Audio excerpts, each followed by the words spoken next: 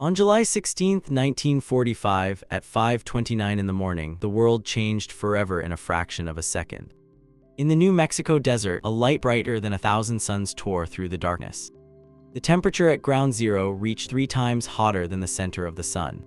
Sand turned to glass, the shockwave could be felt over 100 miles away. And the man who led the project that created this monster stood watching and whispered words from ancient Hindu scripture, "Now I am become death, the destroyer of worlds." This is the story of the Manhattan Project, a story of genius and desperation, of collaboration and betrayal, of scientific triumph and moral catastrophe. It's the story of how America built the atomic bomb in complete secrecy, racing against Nazi Germany, employing over 130,000 people, spending $2 billion and changing the course of human history. But it's also a story about the people who made it happen, the secrets they kept, the spies who infiltrated them, and the terrible burden of knowledge that haunted them for the rest of their lives. This isn't just history, this is the moment when humanity gained the power to destroy itself. To understand how the atomic bomb came to be, we need to go back to the science that made it possible. And that story begins not with weapons, but with curiosity. In the early 20th century, physicists were unraveling the deepest secrets of matter itself. They discovered that atoms, once thought to be the smallest indivisible units of matter, were actually made of even smaller particles. At the center of every atom sits a nucleus containing protons and neutrons held together by one of the most powerful forces in nature. Surrounding this nucleus, electrons orbit like planets around a sun. But here's what made everything change. Scientists discovered that if you could split certain atomic nuclei apart, you would release enormous amounts of energy.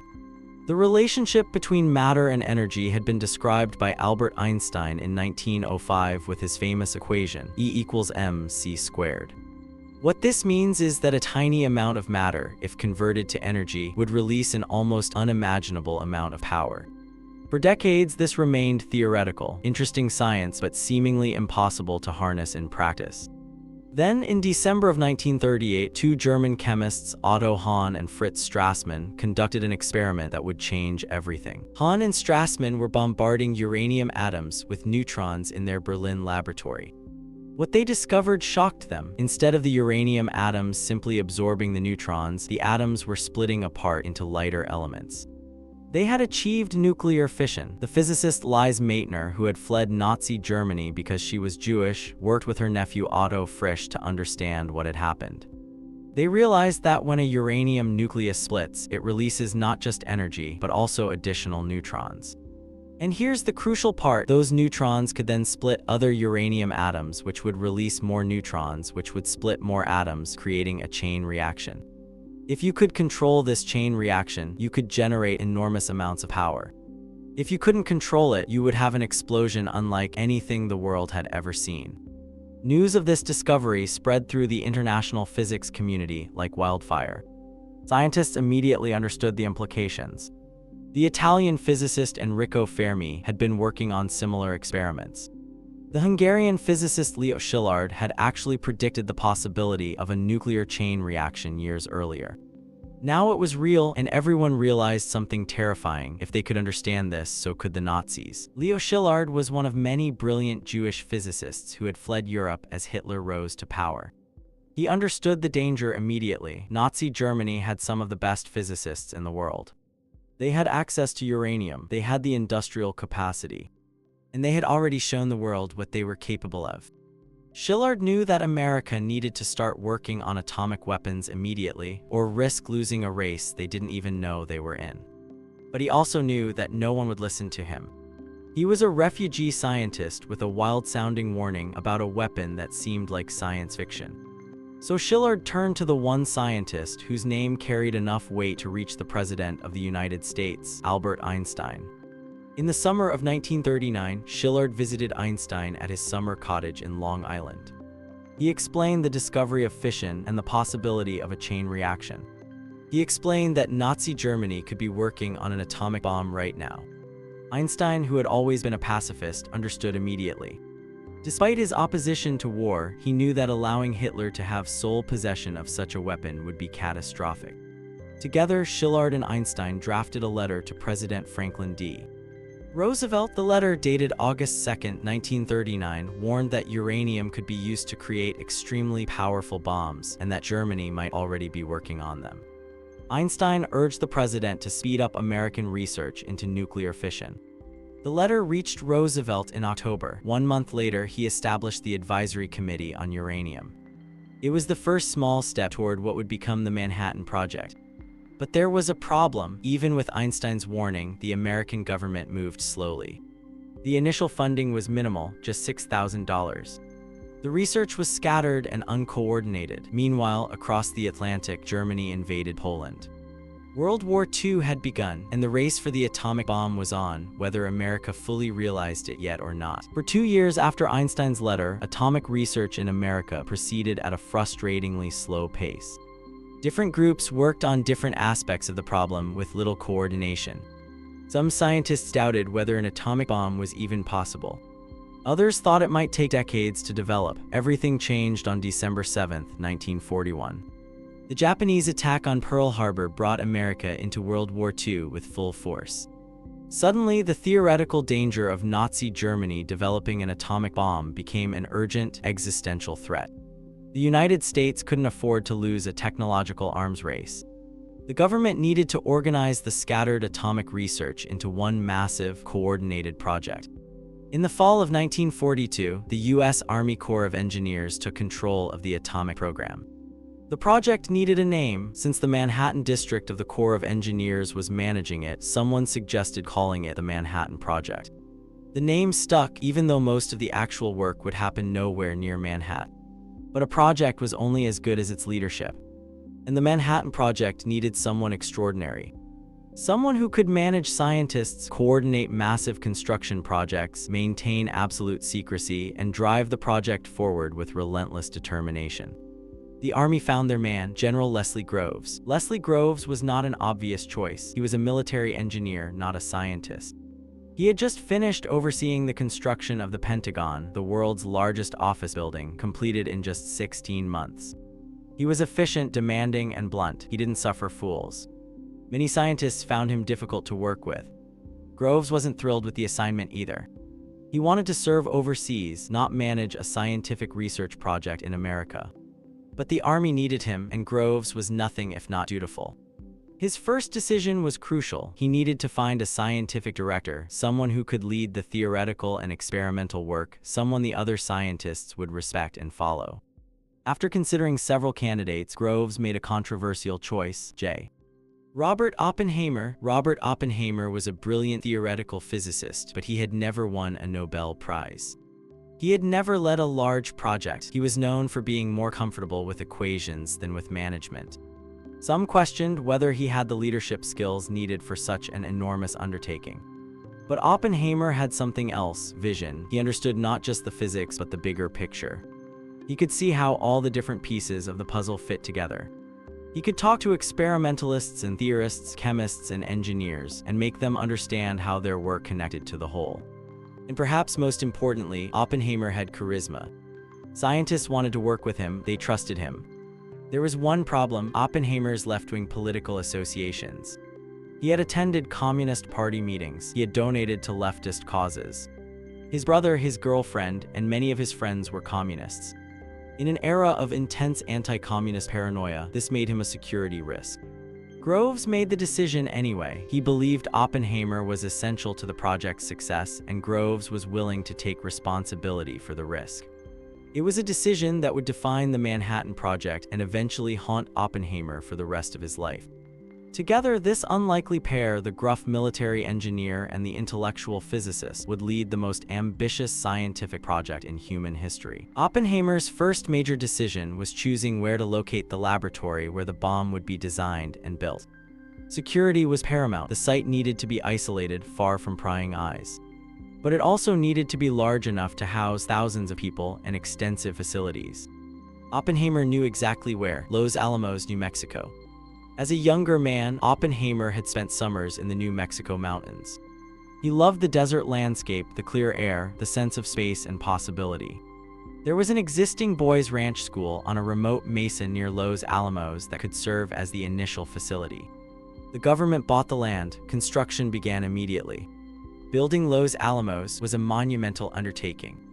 Workers constructed entire neighborhoods, laboratories, machine shops, offices, and infrastructure in the middle of nowhere. Roads had to be built just to reach the site. Water and electricity had to be brought in. Thousands of construction workers labored around the clock. And all of it had to be done in secret. Los Alamos officially didn't exist. Mail was addressed to a post office box in Santa Fe. The scientists and their families who moved there simply disappeared from the outside world. They couldn't tell friends or family where they were going or what they were doing. Many scientists left prestigious university positions without explanation. Some told colleagues they were going to work on submarine detection or other cover stories. The secrecy was absolute and suffocating, but it worked. By the spring of 1943, Los Alamos was operational, and the best scientific minds in America were gathering on that remote mesa to solve the greatest scientific challenge of their time: how to build an atomic bomb. Once the scientists assembled at Los Alamos, they faced a fundamental question: what kind of atomic bomb should they build? The answer wasn't straightforward. There were two possible approaches, each with its own challenges. The first approach used uranium. Natural uranium is mostly uranium-238, which doesn't undergo fission easily. But a rare isotope, uranium-235, makes up less than 1% of natural uranium, and it's highly fissionable. If you could separate enough uranium-235 from uranium-238, you could potentially create a bomb. The problem was separation. Uranium and uranium-238 are chemically identical. You can't separate them using chemistry. The only difference is their weight. Uranium-235 is slightly lighter. Separating them required developing entirely new technologies, processing thousands of tons of uranium ore, and building enormous industrial facilities. The second approach used plutonium, an element that doesn't exist in nature. It's created when uranium-238 absorbs neutrons and undergoes radioactive decay. If you could build a nuclear reactor that could produce plutonium in sufficient quantities, you could potentially make a bomb with it. Both paths were so uncertain and so difficult that the Manhattan Project decided to pursue both simultaneously. It was an enormously expensive decision, but the stakes were too high to risk failure. The task of enriching uranium fell to facilities built in Oak Ridge, Tennessee. The scale of what was built there is hard to comprehend. The Manhattan Project constructed multiple enormous facilities, each using different methods to try to separate uranium-235 from uranium-238. One method, called electromagnetic separation, used giant machines called calutrons that employed magnetic fields to slightly bend the paths of uranium atoms based on their weight. Another method, gaseous diffusion, converted uranium to a gas and forced it through thousands of barriers with microscopic holes. The lighter uranium-235 would pass through slightly faster, creating a gradual separation. The gaseous diffusion plant alone, known as K-25, was the largest building in the world at the time of its construction. It covered over 40 acres under one roof. Inside, thousands of stages of diffusion barriers processed uranium gas continuously. The process was incredibly slow. The uranium had to pass through over 1,000 stages to be sufficiently enriched. At its peak, Oak Ridge employed over 75,000 workers. The vast majority had no idea what they were actually making. Workers operated control panels and maintained equipment without being told the purpose of their work. They were simply told to keep certain dials at certain readings. That was all they needed to know. The compartmentalization was complete. Workers couldn't talk about their jobs. Security was everywhere. The entire city of Oak Ridge was fenced and guarded. It appeared on no maps. It consumed 1/7 of all the electrical power generated in the United States at the time, and no one outside the project knew why. Slowly, painfully, Oak Ridge began producing small amounts of enriched uranium. Not enough for a bomb yet, but it was progress. While Oak Ridge worked on uranium, the plutonium production fell to Hanford, Washington. Building the Hanford site was an even more staggering achievement.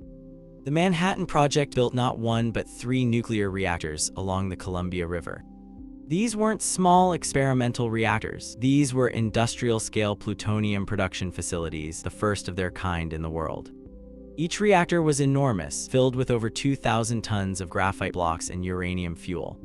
The reactors worked by sustaining a controlled nuclear chain reaction. Neutrons from splitting uranium atoms would strike other uranium atoms, keeping the reaction going. Some of those neutrons would be absorbed by uranium-238, transmuting it into plutonium-239. Once enough plutonium had been produced, the uranium fuel slugs would be removed and chemically processed to extract the plutonium. But running these reactors was incredibly dangerous. The fission process generated enormous heat. Cooling systems pumped thousands of gallons of water per minute from the Columbia River through the reactors to prevent meltdowns. The radioactivity inside the reactors was lethal. Workers had to operate remotely using periscopes and mechanical arms. And then there was the problem of extracting the plutonium. The irradiated uranium fuel slugs were so radioactive that being near them for even a short time would be fatal. The Manhattan Project built massive chemical separation facilities where the fuel slugs were dissolved in acid and the plutonium chemically extracted, all done remotely behind thick concrete walls. Like Oak Ridge, Hanford was a secret city. At its peak, it employed over 50,000 workers, and almost none of them knew they were producing plutonium for an atomic bomb. The environmental and health consequences of Hanford's operations were staggering, though this wouldn't be fully understood for decades. Radioactive waste was dumped into the ground and the Columbia River. Workers were exposed to dangerous levels of radiation. But in the midst of World War II, with Nazi Germany potentially building their own atomic bomb, such concerns were secondary. By early 1945, both Oak Ridge and Hanford were succeeding. Enriched uranium and plutonium were being produced in quantities sufficient for bombs. The materials were being shipped to Los Alamos. Now the scientists had to figure out how to turn these exotic materials into weapons. Los Alamos in 1943 and 44 was unlike anywhere else on Earth. It was a secret city of genius where some of the greatest scientific minds of the 20th century gathered to solve one problem: how to make an atomic bomb. The roster of scientists at Los Alamos reads like a who's who of physics. There was Hans Bethe, who would later win the Nobel Prize, leading the theoretical division. There was Enrico Fermi, who had already won the Nobel Prize for his work on radioactivity and who had built the world's first nuclear reactor in Chicago. There was Edward Teller, the brilliant and difficult Hungarian physicist who was already thinking beyond the atomic bomb to something even more powerful, the hydrogen bomb. There were mathematicians like John von Neumann, one of the founding fathers of computer science. There was Richard Feynman, a young physicist who would later win the Nobel Prize and become one of the most famous scientists of the 20th century. There was Niels Bohr, one of the founders of quantum mechanics, who had escaped Nazi-occupied Denmark and came to Los Alamos as a consultant. And overseeing it all was J. Robert Oppenheimer, who proved to be an inspired choice as scientific director. Oppenheimer had a gift for understanding the different pieces of the project and seeing how they fit together. He could move between groups, ask the right questions, and push the research forward. Scientists who worked with him described him as almost magnetic in his intensity and focus. But Los Alamos wasn't just about the famous names. It was also about the hundreds of less well-known scientists, engineers, technicians, and support staff who made the work possible. And it was about their families who lived in this strange secret city, cut off from the outside world, knowing only that their work was somehow important to the war effort. Life at Los Alamos was a bizarre mix of frontier town and university campus. Housing was basic. Many families lived in hastily constructed apartments or even trailers. The roads were unpaved and turned to mud when it rained. But there were also parties and dances, a sense of camaraderie and shared purpose. Scientists would argue physics during the day and play poker at night. Their children attended school together, played in the New Mexico sun, and had no idea that their parents were building the most destructive weapon in history. The scientists at Los Alamos had to solve a deceptively simple problem: how do you make uranium or plutonium explode? The concept of a nuclear explosion is based on achieving a critical mass. When you have a small amount of uranium-235 or plutonium, any chain reaction fizzles out quickly because too many neutrons escape without hitting other atoms. But if you have enough fissionable material in a dense enough configuration, the neutrons are likely to strike other atoms before escaping, sustaining a rapid chain reaction. That threshold is called critical mass. To make a bomb, you need to take pieces of fissionable material that are each below critical mass and rapidly assemble them into a supercritical mass that will explode. For the uranium bomb, the design was relatively straightforward. It was called the gun-type design. Imagine a cannon. At one end, you have a piece of uranium-235. At the other end, you have another piece. Fire the cannon, and one piece of uranium slams into the other at high speed. When they come together, you suddenly have a critical mass, the chain reaction begins, and you get a nuclear explosion. The scientists were confident the gun design would work with uranium. So confident, in fact, that they decided it didn't need to be tested. The uranium was too precious and too difficult to produce to waste on a test. When the uranium bomb was used, it would be used for the first time in combat. This uranium bomb was given a code name, Little Boy. The plutonium bomb was a different story entirely. And in the summer of 1944, it nearly destroyed the entire project. Initially, the scientists assumed they could use the gun design for plutonium just as they planned to use it for uranium.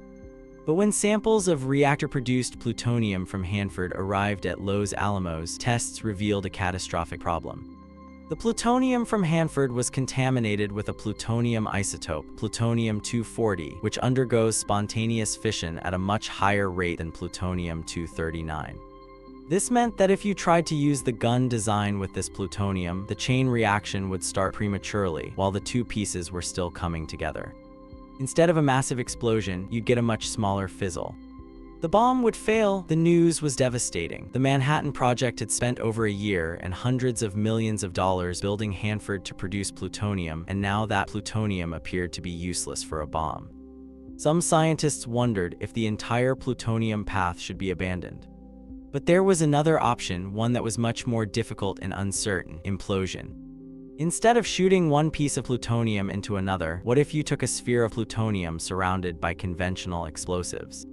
If you could make those explosives all detonate at exactly the same instant, the force would compress the plutonium sphere inward, making it denser.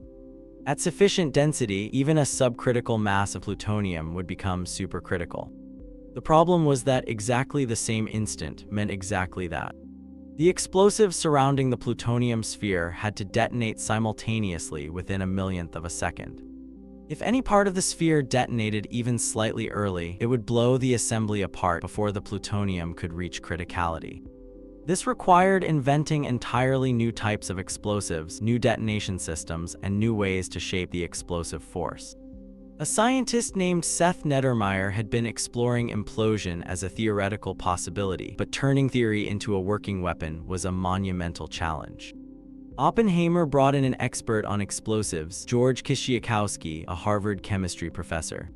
Kishiakowski and his team worked obsessively on the implosion problem.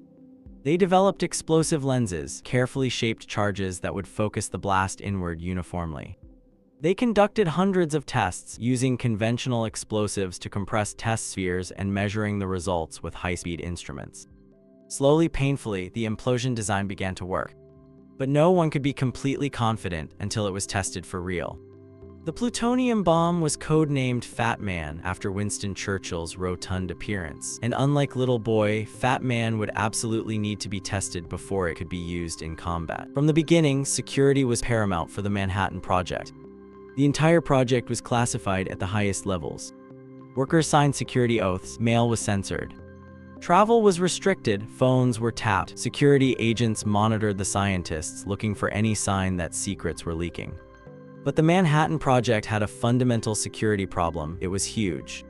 Over 130,000 people worked on the project at its peak. Most didn't know what they were building, but they knew something important was happening. And some people, the scientists and engineers who actually understood the work, knew everything.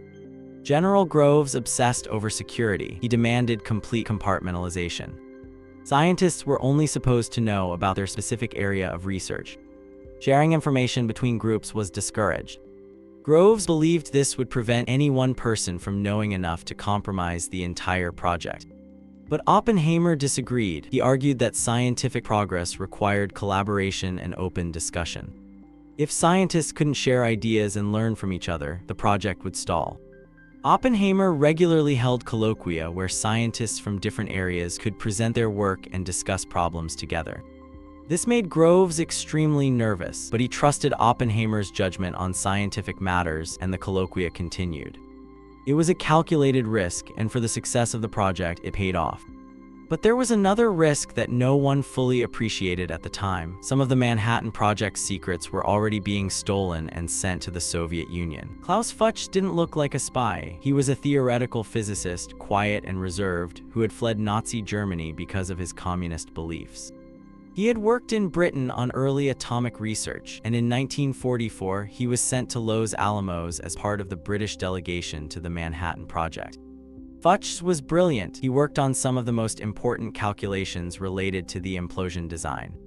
He had access to critical information about how the bomb worked, and he was passing all of it to the Soviet Union. Fuchs had made contact with Soviet intelligence before coming to America. He believed that the secrets of the atomic bomb were too important to be kept by one country. He thought the Soviet Union, America's ally against Nazi Germany, deserved to know about this technology. His motivations were ideological, not financial. He wasn't a spy for money or excitement. He genuinely believed he was doing the right thing by preventing America from having a monopoly on atomic weapons. Fuchs passed detailed information about the bomb's design to his Soviet handler. The information included the dimensions of the bomb, the amount of plutonium required, the principles of implosion, and even data from the Trinity test. This intelligence was invaluable to the Soviet atomic program, saving them years of research and helping them develop their own atomic bomb far faster than American intelligence had predicted. But Fuchs wasn't the only spy. There was David Greenglass, an army machinist at Los Alamos, who passed information to the Soviets through his brother-in-law, Julius Rosenberg. Greenglass provided sketches and descriptions of the implosion lens molds and other technical details. There was Theodore Hall, a young physicist at Los Alamos, who also passed atomic secrets to the Soviets independently of Fuchs. The extent of Soviet espionage wouldn't be fully understood for years.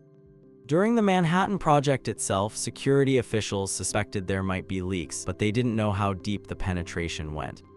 The scientists focused on their work, mostly didn't think about spies at all. While Soviet spies operated under the radar, security officials were intensely focused on someone else, Robert Oppenheimer himself. Oppenheimer's left-wing past made him a constant subject of surveillance and suspicion. His brother Frank was a member of the Communist Party. His former girlfriend, Jean Tatlock, was a communist. His wife Kitty had been married to a communist who died fighting in the Spanish Civil War. Oppenheimer himself had attended Communist Party meetings and fundraisers in the late 1930s.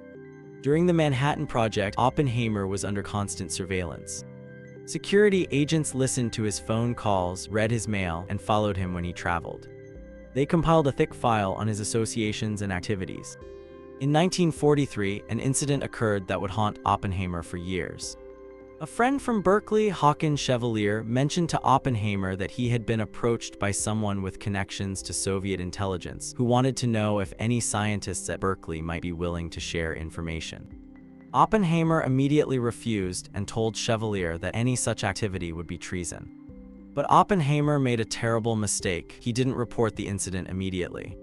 When he finally did report it to security officers, he initially told a confused story that implicated others who may not have been involved, then later changed his account. The incident made him look either suspicious or unreliable, and it would be used against him years later during his security clearance hearing in the 1950s. Despite all the suspicions, General Groves continued to support Oppenheimer. Groves believed Oppenheimer was loyal and essential to the project. But the surveillance continued, and the suspicions never entirely went away. The irony is that while security officials obsessed over Oppenheimer, who was not a spy, actual Soviet spies like Fuchs, Hall, and Greenglass operated with relative freedom, stealing some of America's most important secrets. By the spring of 1945, the war in Europe was ending. Germany surrendered in May. The original fear that had sparked the Manhattan Project, that Nazi Germany might build an atomic bomb, was no longer relevant. Germany's atomic program had been found to be far behind the American effort. They had never come close to building a bomb, but the war in the Pacific continued. Japan was fighting ferociously, and American military planners were preparing for an invasion of the Japanese home islands that they estimated could cost hundreds of thousands of American lives and millions of Japanese lives. The atomic bomb, which had been a theoretical weapon for so long, was about to become real. The uranium bomb, little boy, was nearly ready. The gun design was simple enough that the scientists were confident it would work without testing. But the plutonium bomb, fat man, was a different matter. The implosion design was so complex and untested that no one could be certain it would work until it was actually tried. A test was scheduled for July 16, 1945, at a remote site in the New Mexico desert called Jornada del Muerto, the Journey of the Dead Man. The test was codenamed Trinity. Preparing for Trinity was an enormous undertaking. A 100-foot steel tower was erected at Ground Zero. The plutonium core and surrounding explosives were assembled at a nearby facility, then transported to the tower and hoisted to the top. Scientists placed instruments at various distances from Ground Zero to measure the blast, the radiation, the heat. They dug bunkers and shelters for observers. The stakes were incredible. The Manhattan Project had cost $2 billion. Tens of thousands of people had worked on it for years. Everything depended on whether this device would work. Some scientists worried about more than just success or failure. Edward Teller had raised the theoretical possibility that the atomic explosion might ignite the nitrogen in Earth's atmosphere, creating a chain reaction that would destroy all life on the planet. Other scientists had examined the calculations and concluded this was impossible, but the fear lingered. As the test approached, tension at Los Alamos was unbearable. On the evening of July 15th, final preparations were underway at the Trinity site. The weather was terrible. Thunderstorms rolled across the desert, with lightning striking dangerously close to the tower where the bomb sat waiting. Oppenheimer barely slept. He spent the night at the base camp, waiting for updates on the weather, chain-smoking, his nerves frayed. General Groves was there too, equally tense. They had chosen 5:30 in the morning as the test time, but the weather had to clear first. Scientists took positions in bunkers and observation points at various distances from Ground Zero. Enrico Fermi, ever the careful experimentalist, prepared a simple experiment to estimate the bomb's yield. He would drop pieces of paper during the blast and measure how far they were blown by the shockwave. Some scientists made bets on what would happen. Would the bomb work at all? If it did, how powerful would it be? The estimates ranged from a complete dud to an explosion equivalent to 45,000 tons of TNT. No one really knew. At 2 in the morning, the weather was still bad. The test was postponed. At 4, conditions improved slightly. The decision was made. The test would proceed at 5:30 a.m. The plutonium core had been armed. The detonators were connected. All personnel retreated to safe distances. In the bunkers and observation points, scientists and military officials put on welding goggles to protect their eyes from the expected flash. At 5:29 and 45 seconds, the countdown reached 0. What happened next defied description. A light more brilliant than anyone had ever seen erupted from the tower. It was brighter than 1,000 suns, turning the pre-dawn darkness into midday in an instant. Even through their welding goggles, observers had to shield their eyes. Those who looked directly at the fireball were temporarily blinded. The light was followed by a wave of heat. 10 miles away, observers felt the warmth on their skin as if they had opened an oven door. At Ground Zero, the temperature reached over 3 billion degrees Fahrenheit. The sand beneath the tower melted and fused into a new substance, a radioactive glass that would later be called trinitite. Then came the sound, first a sharp crack like an enormous whip snap. Then, 40 seconds after the flash, a massive roar that echoed off the mountains, rolling across the desert like thunder. The ground shook, windows shattered in buildings over 100 miles away. And finally, the mushroom cloud, a boiling, roiling column of fire and smoke rose into the sky, climbing higher and higher, eventually reaching over 7 miles into the atmosphere. At its top, the cloud spread out in the distinctive mushroom shape that would become the symbol of the atomic age. The steel tower had simply vanished, vaporized instantly. Where it had stood was now a crater 10 feet deep and over 1,000 feet wide. Everything within a mile of Ground Zero was obliterated. The scientists watching from their bunkers and observation posts reacted in different ways. Some cheered, some sat in stunned silence, some felt sick. Oppenheimer, watching from the base camp bunker, was overwhelmed. Later, he would say that 2 passages from the Bhagavad Gita, the ancient Hindu scripture, came into his mind. The first was, if the radiance of 1,000 suns were to burst at once into the sky, that would be like the splendor of the Mighty One. The second, more famous passage, now I am become death, the destroyer of worlds, Kenneth Bainbridge, the physicist who had directed the test, turned to Oppenheimer and said simply, "Now we are all sons of bitches." General Groves was elated. The test had exceeded expectations. The bomb's yield was estimated at around 20 kilotons of TNT, equivalent to 20,000 tons of conventional explosives. It was more powerful than even the optimistic predictions.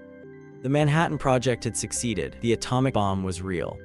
But success brought with it a terrible weight. The scientists had proven they could build a weapon of unprecedented destructive power. Now that weapon would be used. Even before Trinity, the Manhattan Project leadership had been planning how the atomic bomb would be used.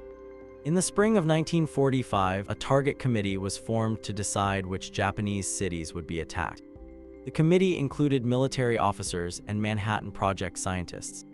Their criteria for choosing targets were specific. The cities should be of military significance, large enough to demonstrate the bomb's destructive power and relatively undamaged by conventional bombing so that the effects of the atomic bomb could be clearly assessed. They also wanted the psychological impact to be maximum. The goal was not just to destroy military targets, but to shock Japan into surrender. Several cities were considered: Kyoto, Hiroshima, Kokura, Niigata, and Nagasaki. Kyoto, the ancient cultural capital of Japan, was initially high on the list because of its industrial significance. But Secretary of War Henry Stimson intervened personally to remove Kyoto from the list. He had visited the city and understood its cultural and historical importance. Destroying Kyoto, he argued, would create lasting bitterness that would poison relations with Japan after the war. Hiroshima became the primary target. It was a major military port and headquarters for the Japanese Second Army. It had war industries and was a transportation hub. And crucially, it had been spared from the massive American firebombing campaign that had devastated other Japanese cities. This meant that when the atomic bomb was dropped, there would be no question about what had caused the destruction. But even as target selection proceeded, some scientists were deeply troubled about using the bomb without warning. Not everyone at Los Alamos was comfortable with how the atomic bomb would be used. As the reality of what they had created became clear, some scientists began to question whether dropping the bomb on Japanese cities without warning was morally justified. Leo Szilard, the physicist who had convinced Einstein to write the letter that started the American atomic program, was particularly concerned. After Germany's surrender, Szilard believed the original justification for the bomb preventing Nazi Germany from having it first no longer existed. He worried that using the bomb against Japan would start a nuclear arms race with the Soviet Union. In July of 1945, Szilard drafted a petition to President Truman urging that Japan be given a chance to surrender before the bomb was used. The petition argued that the United States should demonstrate the bomb to international observers or use it on an uninhabited area first, giving Japan a chance to understand what they faced before cities were destroyed. The petition was signed by 69 scientists at the Chicago Metallurgical Laboratory, one of the Manhattan Project sites. Other scientists drafted similar petitions, but the petitions never reached President Truman. They were stopped by General Groves and military officials who argued that such decisions were not for scientists to make. The scientists had been asked to build the bomb, not to determine how it would be used. Other scientists, including many at Los Alamos, supported using the bomb without warning. They argued that a demonstration might fail, wasting precious plutonium and emboldening Japan to continue fighting. They believed that only the shock of actual destruction would force Japan's surrender. And they pointed out that conventional bombing had already killed hundreds of thousands of Japanese civilians. The atomic bomb would simply be a more efficient way of achieving the same goal. The debate among the scientists reflected a deeper question that would haunt the atomic age. Once scientists create powerful new technologies, do they have responsibility for how those technologies are used? Or do those decisions belong to political and military leaders? The final decision about whether to use the atomic bomb rested with President Harry Truman. Franklin Roosevelt had died in April 1945, and Vice President Truman had suddenly found himself president. Remarkably, Roosevelt had never told Truman about the Manhattan Project. Truman only learned about the atomic bomb after becoming president. Truman faced an agonizing choice. Japan was clearly losing the war, but it showed no signs of surrendering. The Japanese military leadership was preparing to defend the home islands with fanatic determination. American intelligence estimated that an invasion of Japan could result in hundreds of thousands of American casualties and millions of Japanese casualties, both military and civilian. The alternative was the atomic bomb. Two bombs were nearly ready: the uranium bomb Little Boy and the plutonium bomb Fat Man. Using them might shock Japan into surrender without an invasion. Some of Truman's advisors, including Secretary of War Stimson, suggested that the United States should clarify to Japan that surrender would not mean the end of the emperor, which was Japan's primary concern. Perhaps if Japan knew the emperor would be preserved, they would surrender without needing the atomic bomb. But Truman and his closest advisors rejected this approach. They believed that unconditional surrender was necessary, and that any perceived softening of terms would be seen as weakness. They also believed that the shock of the atomic bomb would make surrender politically possible for Japan's leadership in ways that conventional defeat would not. There was another factor that Truman and his advisors considered: the Soviet Union. Stalin had promised to enter the war against Japan in August. If the war dragged on until the Soviets invaded, they would have a claim to influence in post-war Asia. Using the atomic bomb quickly would end the war before Soviet involvement became significant. Truman made his decision. The atomic bomb would be used as soon as weather permitted, without warning, on a Japanese city. The goal was simple: force Japan's surrender and end the war as quickly as possible. On July 26, the Potsdam Declaration was issued, warning Japan to surrender unconditionally or face prompt and utter destruction. The declaration made no specific mention of the atomic bomb. Japan's government rejected the declaration. The path to Hiroshima was set. The B-29 bomber Enola Gay, named after the pilot's mother, took off from Tinian Island in the early morning hours of August 6, 1945. Its pilot, Colonel Paul Tibbets, commanded a crew of 12. In the bomb bay sat Little Boy, the uranium bomb, never tested, never used, about to change history. Two other B-29s accompanied the Enola Gay. One carried scientific instruments to measure the blast, and another carried cameras to document the destruction. The weather planes that had gone ahead reported clear skies over Hiroshima. The flight took 6 hours. As the Enola Gay approached Hiroshima at 8:15 in the morning, the city was waking up. Children were going to school, workers were heading to factories. Some people noticed the 3 American planes but didn't take shelter. Single planes or small groups usually meant reconnaissance, not bombing raids. At an altitude of 31,000 feet, the bombardier released Little Boy. The bomb fell for 43 seconds. At 8:16 and 2 seconds, at an altitude of about 1,900 feet above Hiroshima, Little Boy detonated.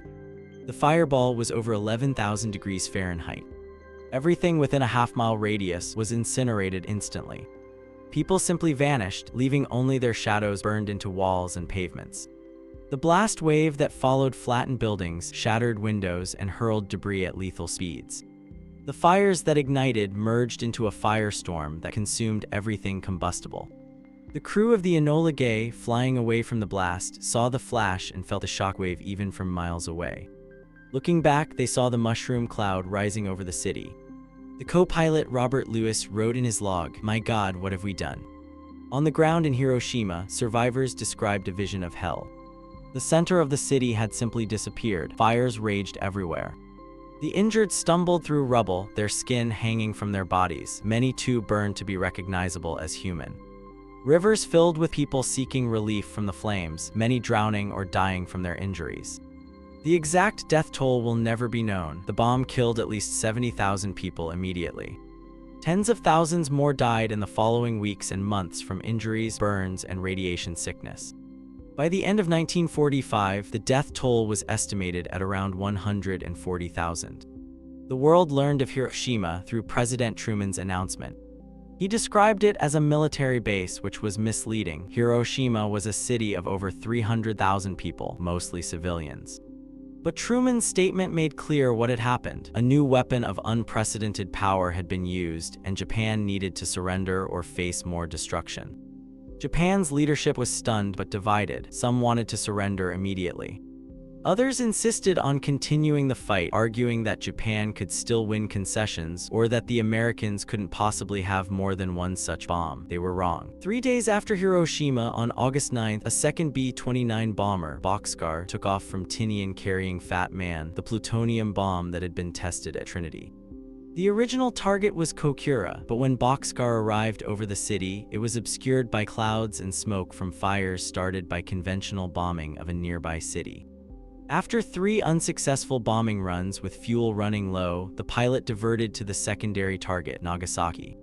Nagasaki was also partially obscured by clouds, but a brief break allowed the bombardier to identify the target. At 11:02 in the morning, Fat Man was released. The bomb detonated over the Urakami Valley, an industrial area of Nagasaki. The hills surrounding the valley partially contained the blast, which may have prevented even greater casualties. But the destruction was still catastrophic. The plutonium bomb was more powerful than Little Boy. The fireball was even hotter, the blast wave stronger. An estimated 40,000 people died immediately, with the total death toll by the end of 1945 reaching approximately 70,000. Among the dead were thousands of Korean forced laborers, Allied prisoners of war, and Japanese Christians. Nagasaki had the largest Christian community in Japan. The survivors faced the same horrors as those in Hiroshima: devastating burns, radiation sickness, the complete destruction of their city. Medical facilities were overwhelmed or destroyed. Help was slow to arrive. Between the 2 atomic bombings, another crucial event occurred. On August 8th, the Soviet Union declared war on Japan and invaded Japanese-held Manchuria with overwhelming force. The Japanese had hoped the Soviets might mediate a negotiated peace. That hope was now shattered. Japan's leadership faced reality. They had suffered 2 atomic bombings, the Soviet Union had entered the war, and there was every indication that more atomic bombs would follow. Emperor Hirohito, who normally did not participate directly in government decisions, intervened personally. In an unprecedented radio address on August 15th, he announced Japan's surrender. In his address, the emperor referred to a new and most cruel bomb that left Japan no choice but to surrender. The announcement was extraordinary. It was the first time most Japanese people had ever heard the emperor's voice. World War II was over. The atomic bomb had achieved what conventional bombing and blockade had not. It had forced Japan's unconditional surrender without an invasion. But the cost was horrific. The 2 bombs had killed over 200,000 people, most of them civilians, and the long-term effects of radiation exposure would continue to kill and sicken survivors for decades. The question that would haunt history: was it necessary? Could Japan have been convinced to surrender without the atomic bombs? Would demonstrating the bomb or simply waiting for the Soviet invasion have achieved the same result? These questions have no definitive answers, only arguments that continue to this day. What is certain is that August 6th and 9th, 1945, marked the moment when nuclear weapons moved from theory to terrible reality. In the immediate aftermath of Japan's surrender, the scientists of the Manhattan Project reacted in complex and contradictory ways. There was relief that the war was over, there was pride in their technical achievement, and there was growing horror at what they had helped create. For many scientists, the reality of Hiroshima and Nagasaki was profoundly disturbing. They had known intellectually that the bomb would kill many people, but seeing the actual devastation, the photographs, the reports, the death tolls, made it visceral and real. Robert Oppenheimer, in particular, was deeply affected. In a famous meeting with President Truman in October 1945, Oppenheimer told the president he felt he had blood on his hands. Truman, who never expressed public regret about using the bomb, was reportedly disgusted by Oppenheimer's anguish and later told his Secretary of State, "I don't want to see that son of a in this office ever again." But Oppenheimer's sense of responsibility was genuine and lasting. He would spend the rest of his life grappling with the moral implications of what he had helped create. In later years, when asked about his feelings about the bomb, he would quote the Bhagavad Gita again, reflecting on the moment at Trinity when he realized they had fundamentally changed the world. Other scientists reacted differently. Edward Teller showed no such qualms and advocated for developing even more powerful weapons. Enrico Fermi returned to pure physics research. Leo Szilard became a passionate advocate for nuclear arms control. Many scientists who had worked on the Manhattan Project became activists, arguing that nuclear weapons were too dangerous to be controlled by any one nation and that international cooperation was essential to prevent nuclear war. The scientific community was fractured by disagreement about their responsibility and the path forward, but they were united in one belief: the world had entered a new and dangerous age. The American monopoly on atomic weapons lasted less than 4 years. On August 29, 1949, the Soviet Union successfully tested its first atomic bomb, far sooner than American intelligence had predicted. The Soviet success was due partly to espionage. Klaus Fuchs, David Greenglass, and Theodore Hall had provided crucial information that accelerated the Soviet program. But it was also due to Soviet scientific capability. The Soviets had excellent physicists who understood the principles of nuclear weapons and could have eventually developed the bomb even without espionage, though it would have taken longer. The news of the Soviet test shocked America. The nuclear monopoly that had made the United States the world's sole nuclear superpower was over. Almost immediately, debate began about whether the United States should develop an even more powerful weapon, the hydrogen bomb. The hydrogen bomb, also called the thermonuclear bomb, uses nuclear fusion rather than fission. It's the same process that powers the sun. A fission bomb serves as the trigger for a fusion reaction that releases vastly more energy. Where atomic bombs are measured in kilotons, hydrogen bombs are measured in megatons, millions of tons of TNT equivalent. A single hydrogen bomb could destroy an entire city and its suburbs. Many Manhattan Project scientists, including Oppenheimer, opposed developing the hydrogen bomb. They argued that atomic weapons were already destructive enough and that building even more powerful weapons would only accelerate the arms race.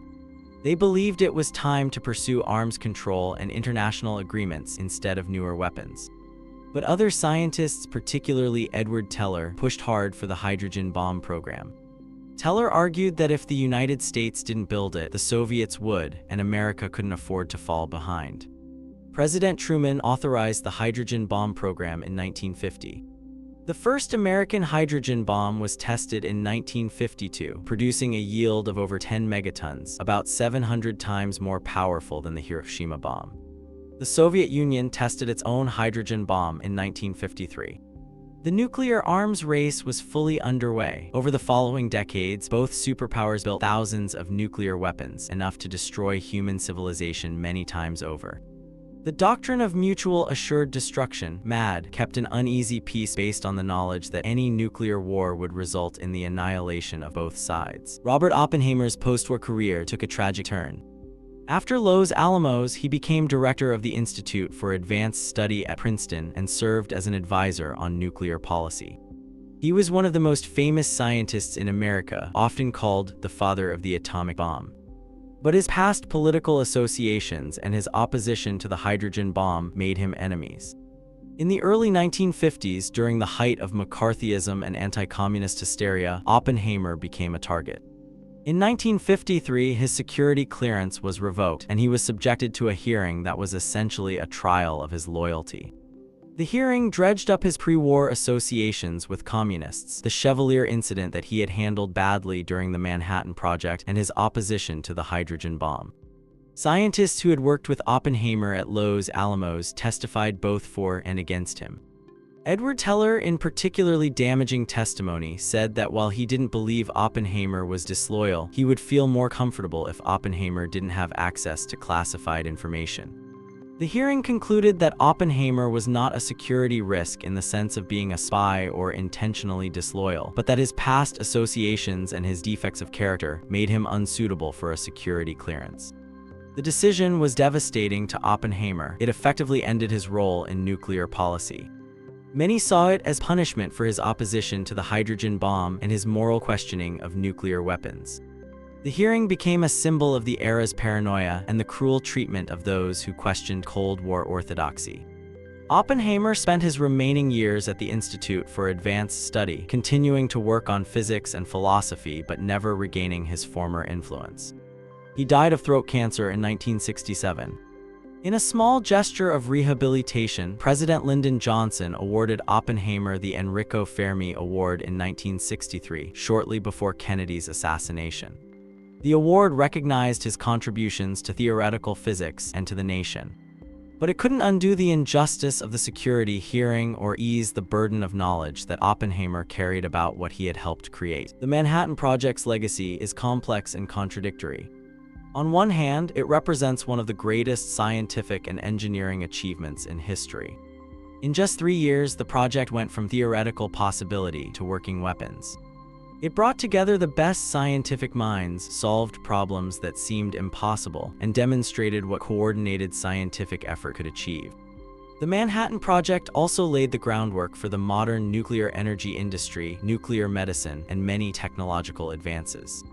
The techniques developed for separating isotopes, handling radioactive materials, and managing large-scale technical projects had applications far beyond weapons. But the project's most important legacy is the atomic bomb itself and the nuclear age it created. Nuclear weapons fundamentally changed international relations, military strategy, and the nature of warfare.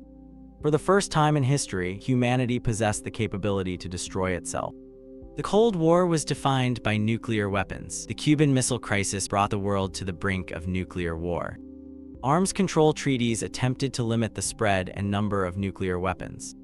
The Nuclear Non-Proliferation Treaty sought to prevent more countries from acquiring nuclear weapons, with mixed success. Today, 9 countries possess nuclear weapons: the United States, Russia, the United Kingdom, France, China, India, Pakistan, Israel, and North Korea. The global nuclear arsenal contains thousands of warheads, though far fewer than during the Cold War peak. The threat of nuclear terrorism adds a new dimension to the danger. The cities of Hiroshima and Nagasaki were rebuilt after the war. Both became powerful symbols of the devastating consequences of nuclear weapons. Hiroshima's Peace Memorial Park preserves the Genbaku Dome, one of the few buildings that partially survived the blast, as a UNESCO World Heritage Site and a reminder of the bombing. The Hiroshima Peace Memorial Museum documents the attack and its aftermath, preserving the stories of survivors and artifacts from that day. Nagasaki has similar memorials, including the Peace Park and Atomic Bomb Museum. Both cities have become centers for peace education and nuclear disarmament advocacy. The survivors of the bombings, known as hibakusha, bore physical and psychological scars for the rest of their lives. Many suffered from radiation-related illnesses, including cancer. They also faced social discrimination in Japan, but many hibakusha became advocates for peace and nuclear disarmament, sharing their stories to prevent future generations from experiencing what they endured. The medical consequences of the bombings were studied extensively. The long-term health effects of radiation exposure became clear: increased rates of leukemia, solid cancers, cataracts, and other conditions. The studies of hibakusha health outcomes became the primary source of data on radiation health effects and informed radiation safety standards worldwide. The fundamental moral question about the Manhattan Project has never been fully resolved. Was the development and use of atomic bombs justified? Those who defend the decision argue that the bombs ended the war quickly, saving lives that would have been lost in an invasion of Japan. They point to the hundreds of thousands of Allied prisoners of war and Asian civilians dying under Japanese occupation every month the war continued. They argue that Japan's military leadership showed no willingness to surrender before the atomic bombings, and that conventional bombing had already killed comparable numbers of civilians in cities like Tokyo and Dresden. Critics argue that Japan was already defeated and that surrender was inevitable, making the atomic bombings unnecessary. They point out that the targeting of civilian cities, rather than military targets or demonstrations, was morally indefensible. They suggest that alternatives, such as waiting for Soviet entry into the war, modifying the demand for unconditional surrender to preserve the emperor, or demonstrating the bomb's power without killing civilians, were never adequately explored. Some historians argue that the decision to use the bomb was influenced by factors beyond ending the war with Japan, including demonstrating American power to the Soviet Union and justifying the enormous cost of the Manhattan Project. The debate continues because there is no way to know what would have happened if different choices had been made. We cannot run history twice with different variables and compare the outcomes. We can only examine the choices that were made and their consequences. What is clear is that the Manhattan Project scientists themselves were deeply divided on these questions. Some believed the bomb was necessary and felt no regret.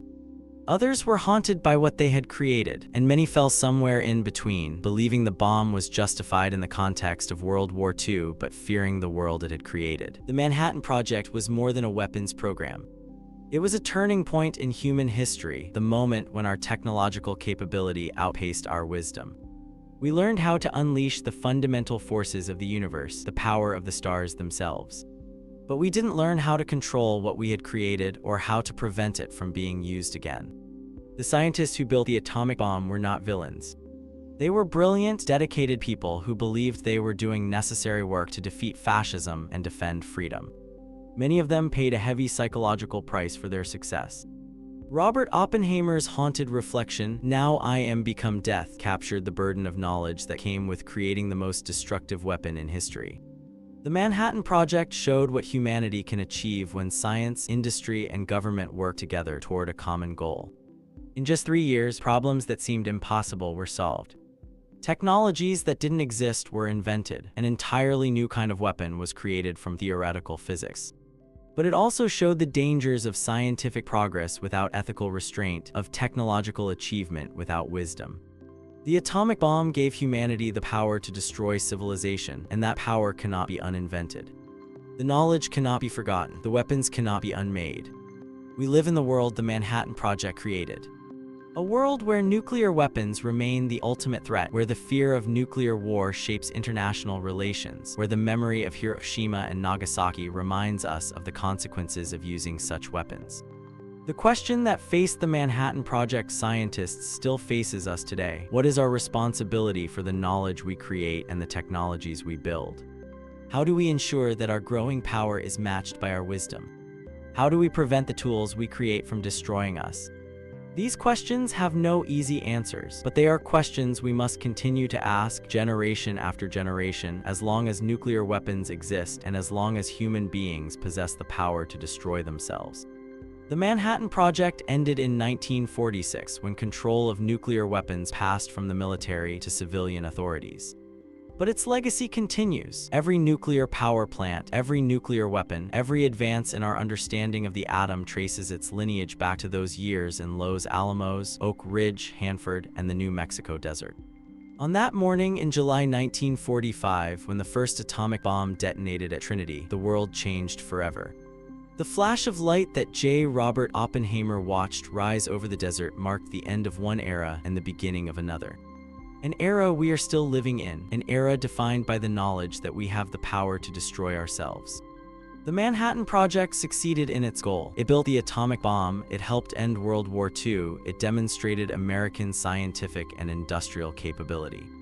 But it also left us with a terrible inheritance, the burden of knowledge, the responsibility of power, and the question of whether humanity is wise enough to survive its own genius. That question remains unanswered, and perhaps it always will be as long as the weapons exist, ready to be used, carrying with them the memory of Hiroshima and Nagasaki, and the shadows burned into stone on an August morning in 1945.